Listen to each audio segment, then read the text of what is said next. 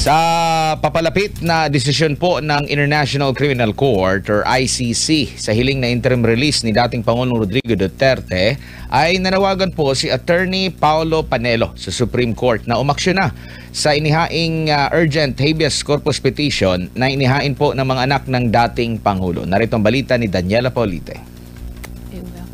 Inanunsyo ng Appeals Chamber ng International Criminal Court o ICC na ilalabas ang desisyon sa interim release plea ng kampo ni dating Pangulong Rodrigo Duterte sa Biyernes, Nobyembre 28. Ila-livestream ito sa ICC website, Facebook at YouTube sa ganap na alas 10:30 ng umaga sa The Hague, alas 5:30 ng hapon sa Pilipinas. Una nang tinanggihan ng ICC ang hiling ni Duterte para sa pansamantalang paglaya noong September 26. Naghain ang depensa ng apela noong October 14.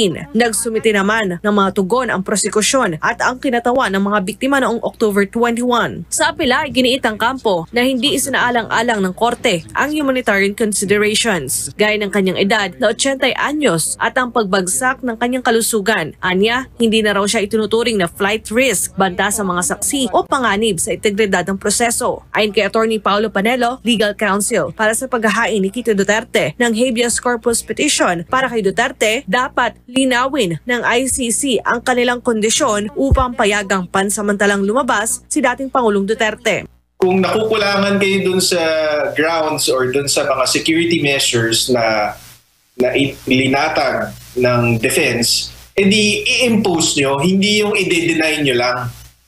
Meron kayong kapangyarihan, kayong ICC, na sabihin sa defense kung ano yung mga kondisyon na gusto nila for the interim release. So, dapat sabihin nila, hindi yung i-deny lang nila. Sa usapin naman ng petition for habeas corpus para kay FERRD, nanawagan si Attorney Panelo sa Supreme Court na umaksyon na. Ang habeas corpus ay isang mabilisang remedyo para labanan ang anumang uri ng iligal na pagkakakulong. Ngunit magwawalong buwan na ang nakalipas, wala pa ring aksyon ng korte. Paliwanag naman ng isa pang abogado na si Attorney James Reserva kung maaprubahan ang petition for habeas corpus, it has a persuasive effect. Kasi kung mangyayari yan, it would be a notice to the whole world that one branch of the government, which is the Supreme Court, has spoken and ruled in favor of the former president regarding his